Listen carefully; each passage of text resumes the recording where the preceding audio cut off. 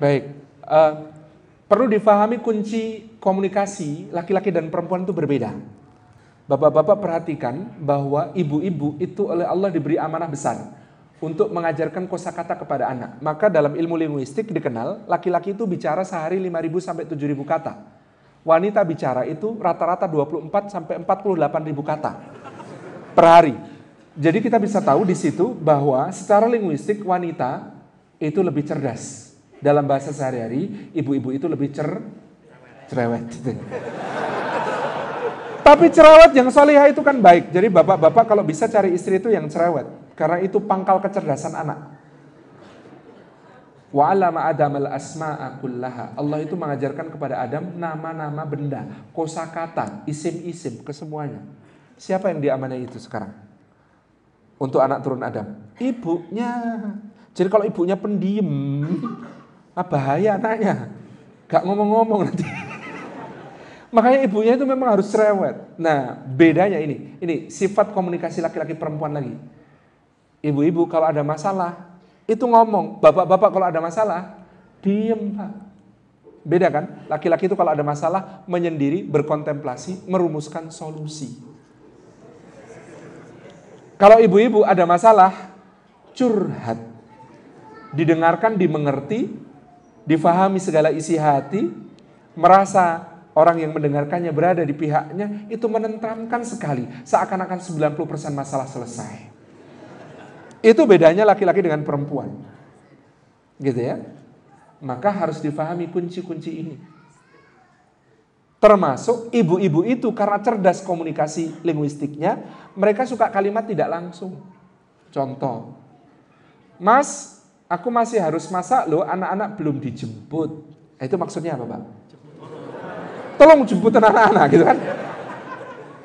Tapi mohon maaf Bu, harap jangan kecewa, bapak-bapak kecerdasan linguistiknya kadang tidak bisa menangkap maksud aslinya. Sehingga jangan marah, jangan enak dan maju mundur kena tadi. Ketika jawabannya berbunyi, "Nggak apa-apa Bu, nanti paling pulang sendiri."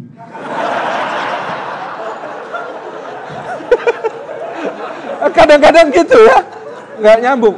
Jangankan itu, saya itu awal pernikahan Bapak Ibu, itu mengalami tragedi kalimat tidak langsung. Naik motor berdua sama istri saya lewat sebuah rumah makan, istri saya tanya, "Yang lapar enggak?" Saya bilang enggak. Lewat rumah makan lain dia tanya, "Beneran belum lapar?" Saya bilang, "Alhamdulillah belum." Lara dong gitu. Jadi saya itu sampai rumah ketika dia masak mie instan dengan gemeteran karena habis beberapa acara gitu ya. Terus saya bilang di depan kompor yang menyala itu saya berlutut. "Kok kamu gak bilang kalau kamu yang lapar?" "Mbok ya tadi bilang masa aku lapar, yuk kita makan dulu. Itu pun kalau aku gak lapar, tak lapar-laparin." Nah maka ibu-ibu ada kunci caranya untuk berkomunikasi dengan laki-laki. Satu, kalimatnya harus jelas, langsung. "Mas, tolong bersihin ruang depan, mau ada arisan." Jelas ya? Jelas. Tolong bersihin ruang depan, mau ada arisan. Tapi laki-laki belum bisa menangkap maksudnya. Bersihkan itu maksudnya apa? Harus detail Bu. Singkirkan kursinya ke pinggir, disapu, digelari tiker Mas gitu. Itu baru clear. Jadi laki-laki itu detail. Wanita kadang-kadang mengira kalau sudah mengatakan sesuatu, ya maksudnya ngeresik ruang depan untuk arisan dulu, ya wis ngerti toh Mas gitu. Kok ya cuma disapu toh Mas utuh. Kadang-kadang harus didetailkan. Itu kuncinya komunikasi sama laki-laki. Yang selanjutnya kadang-kadang ibu-ibu protes, "Oh saya itu sudah kalimat langsung tapi tetap nggak jalan itu." Maksudnya gimana? Saya sudah bilang, "Mas tolong ruang depan disapu, mau ada tamu." "Ya." Sudah bilang ya Pak. Tapi 45 menit kemudian posisi masih sama. Tetap baca koran atau tetap pegang gadget gitu. "Ibu, gimana Ustaz sudah? Kalimat langsung tetap nggak jalan." Oh, saya kasih tahu cara menaklukkan lelaki. Tidak ada lelaki yang tidak bisa dikendalikan dengan cara ini. Kalau mau nyuruh suami Bu, usahakan posisi sejajar atau lebih rendah sedikit. Kalau dia lagi duduk, jangan ngomong sama dia sambil berdiri. Duduk di sampingnya, pandang wajahnya, senyum. Kemudian katakan, Mas, tolong ruang depan disapu ya, mau ada tamu. Kalau dia bilang, ya, jangan pergi dulu Bu. Tetap di situ, tatap wajahnya, senyum padanya. Nanti kalau dia pegang koran, ngeliatin kita begitu, pasti kemudian, iya gitu.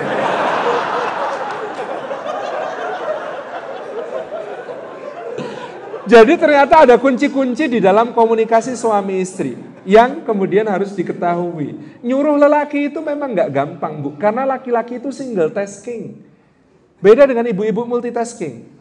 Ibu itu bisa mengerjakan beberapa pekerjaan sekaligus, sekali jalan. Laki-laki enggak, dan itu kadang bikin anyel ibu-ibu. Mas, mbok tolong itu ruang depan disapu, terus habis ini kan mau ada arisan, aku pesan lemper di Bujoyo 50, tolong diambil di Bujoyo ya Mas, itu bayarnya 350.000. Biasanya beliau itu suka ngorting, tapi jangan mau dikorting, kalau suka diungkit-ungkit, aku nggak mau kalau diungkit-ungkit. Habis itu aku juga tadi sudah bikin air teh panas, tapi jumbo kita itu rusak ya Mas, tolong mampir tempat ibu ya dari Bujoyo ya, pinjem jumbonya, yang warna hijau loh Mas, jangan yang pink, malu aku kalau yang pink. Terus habis itu Mas, aku tuh juga pesen roti.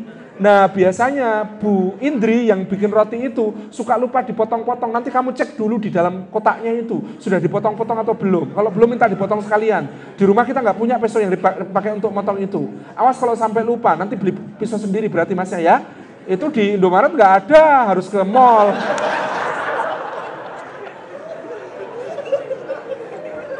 Kan kita kadang-kadang sebagai suami, Bu, satu-satu. Beda Pak, kita ini satu-satu. Faida farokta fangsob, itu ayat untuk laki-laki. Perempuan beda, sambil menyusui, terima telepon, ngaduk sop gitu ya, ngerajang bawang, lihat utaran, update status luar biasa. Beda. Jadi ibu-ibu, gimana mengingatkan suami, ada caranya. Ummu Sulaim radhiyallahu anha itu mau menyampaikan bahwa anaknya Abu Talha wafat saja, caranya Masya Allah. Pulang itu nggak langsung dikatakan, Mas gimana Mas anakmu mati Mas. Enggak, tampilnya Masya Allah, tabahnya luar biasa. Anaknya dimandikan, diletakkan di tempat tidur seperti biasanya, kayak lagi tidur nyenyak. Rumah dibersihkan, dihias, masak makanan kesukaan suami, gaun pengantin dipakai lagi, gitu. Mandi bersih wangi, gaun pengantin dipakai lagi, pakai parfum kesukaan suami. Suami datang disambut, ahlan wa sahlan. Nah gitu suaminya kan, anak kita gimana kan tadi ku tinggal sakit. Coba dilihat di kamar, kayaknya lebih tenang dari sebelumnya. Oh iya ya lebih tenang dari sebelumnya. Iya tadi sakit sekarang mati. Lebih tenang dari sebelumnya gitu kan. Tapi Masya Allah gitu. Yang terjadi apa berikutnya? Makan lahap sekali makannya. Lihat istrinya ternyata cantik sekali, pergi ke kamar. Terjadilah apa yang harus terjadi. Begitu sudah selesai, dalam keadaan rileks ya. Baru Ummu Sulaim itu mengatakan apa? Bagaimana pendapat abang kalau ada orang minjemin barang ke orang lain. Nah, tiba waktunya harus dikembalikan. Yang dipinjemi nggak mau mengembalikan. Menurut abang gimana? Kata suaminya, ya nggak boleh gitu. Kalau sudah tiba waktunya mengembalikan itu ya harus dikembalikan. Cuma dipinjemi.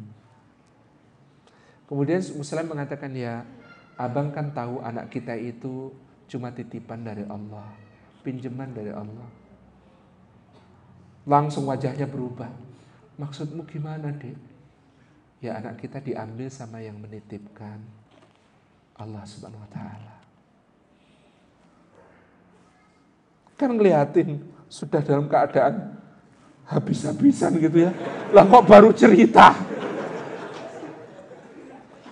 Itu kemudian beliau paginya setelah penguburan putranya mengadu kepada Rasulullah, ya Rasulullah, Ummu Sulaim itu wah aneh banget, masa berita musibah nggak segera disampaikan, saya dihibur pakai makanan enak, rumah bersih, pakaian indah. Rasulullah senyum, kemudian tanya, kalian semalam pengantinan? Kata Abu Talha, lah iya. Rasulullah berdoa, semoga Allah berkahi malam kalian berdua tadi malam. Anas bin Malik cerita, dari malam itu apa yang terjadi? Ummu Sulaim hamil lagi. Lalu lahir putranya namanya Abdullah bin Abi Talha. Dalam sejarah Abdullah bin Abi Talha akan terkenal sebagai seorang yang sangat berkah. Punya 7 anak, semuanya adalah hamilul Quran.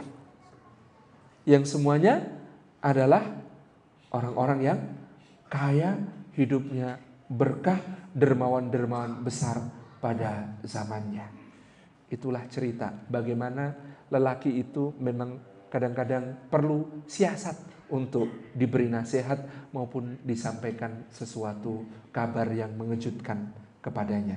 Selamat berlatih, Bu. Gitu.